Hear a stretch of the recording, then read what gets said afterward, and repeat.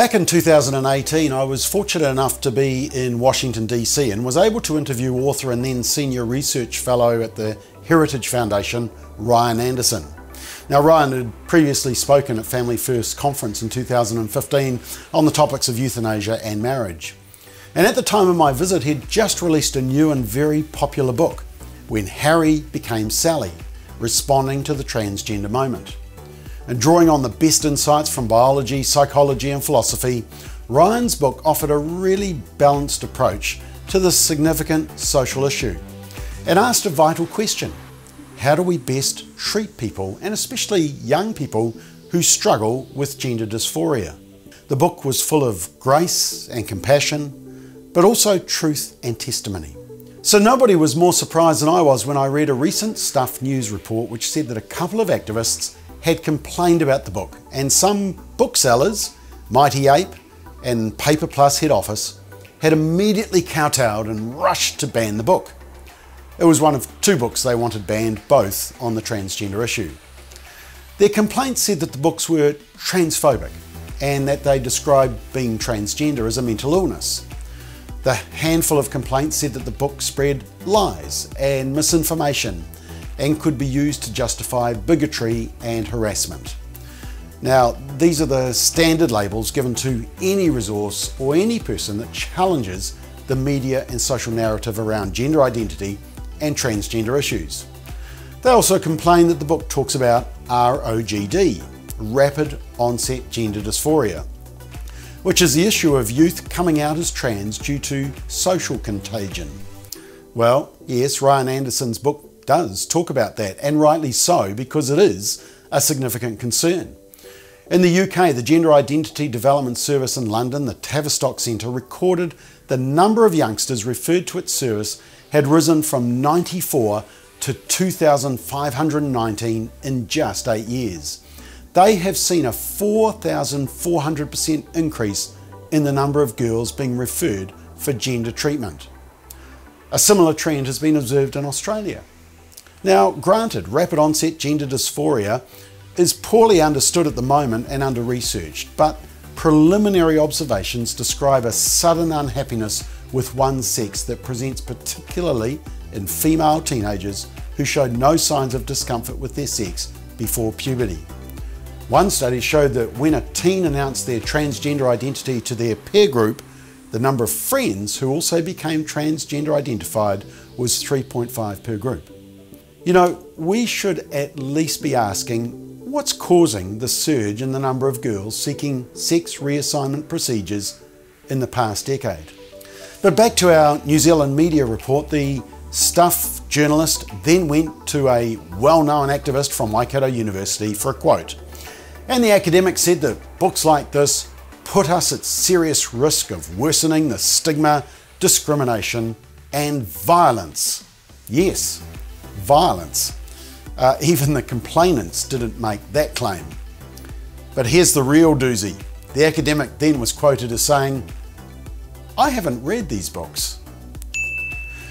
And there was a comment from an LGBT lobby group. Did the journalist actually go to the author? Was Ryan Anderson contacted? Was he contacted even after I provided an email address to the reporter concerned? Did Ryan get a chance to defend his book? You probably already know the answer to that. Of course not. Paper Plus head office, Mighty Ape and Stuff who promoted the story, labelling them transphobic, obviously haven't done any research and appear to have never read the book. And neither has the gender expert that Stuff quotes. But this is not the first ban on the book though. Amazon also banned the book last year. Same claims, same labels used against the book. And in response, Ryan Anderson released this statement. The phrase mental illness does occur in the book twice, but not in my own voice. Once quoting a trans woman writing in the New York Times, and once quoting the current University Distinguished Service Professor of Psychiatry at Johns Hopkins. The book also discusses the American Psychiatric Association's classification of gender dysphoria in the most recent edition of its Diagnostic and Statistical Manual of Mental Disorders. Amazon, curiously, still sells that. Gender dysphoria is listed in the most widely respected and consulted book on psychiatric disorders because it is a serious condition that causes great suffering. There is a debate, however, which Amazon is seeking to shut down, about how best to help patients who experience gender dysphoria. When Harry became Sally is an important contribution praised by medical experts to that conversation. Amazon's delisting of it cuts off vital political and cultural discussion about important matters when we need it most. Well, now booksellers in New Zealand are shutting down the debate and telling you how and what to think. The real debate we need is whether hormones and surgery, puberty blockers and mastectomies are the best and proper treatment for gender dysphoria, or should it be counselling? Should we cut the body or heal the mind? A small but powerful group want to end the debate. We shouldn't let them. And the small powerful group is not just booksellers. YouTube also removed last year a video of panel discussion that featured Walt Heyer, an author who transitioned and lived for 8 years as a transgender woman before transitioning back. Walt actually spoke at our forum in 2018. His presentation is currently still available on our YouTube channel, so perhaps you should watch it before it too is taken down by the thought police here in New Zealand. And the Stuff news site no longer allows comments on any reports on transgender issues. No dissension or debate is allowed. Comrade.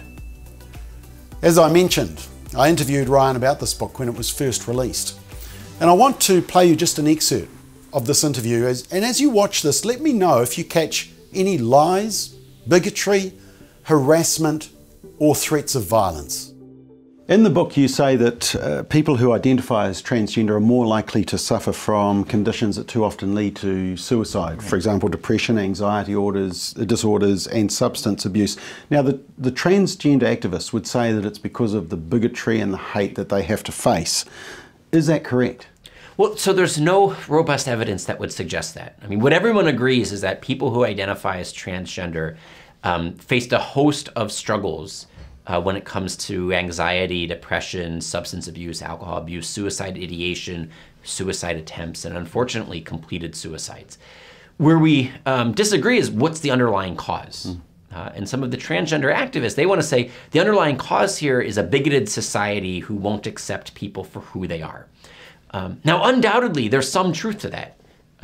Insofar as there are people who have anti-trans bigotry and who act on that, right? Who make fun of people who identify as transgender, who stigmatize and belittle people who identify as transgender, that takes its toll.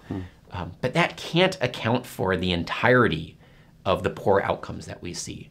We don't see any other minority group who is targeted for bigotry and stigma and belittled.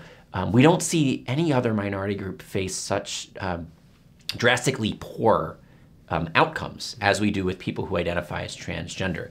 So something else has to be going on. And it's also worth noting that it's even before people transition that we see many of these same struggles. So that for someone who has gender dysphoria prior to their transition, they frequently have other comorbidities, other forms of psychological struggles or psychosocial struggles. And then after transitioning, many of those struggles persist, which suggests that the underlying cause of those struggles isn't a culture that's hostile to people who identify as trans, but it's going to be something with the actual underlying condition itself, or some common cause that's giving rise both to the condition of gender dysphoria and to the depression or the anxiety or the substance abuse. So why don't medical professionals identify and deal with those Many do. Comorbid disorders. So many medical professionals do. I mean, the problem that we're seeing now is that the activists and the ones who have kind of captured the attention of Hollywood and of the news media and of lawmakers tend to be the ones who favor transitioning treatments.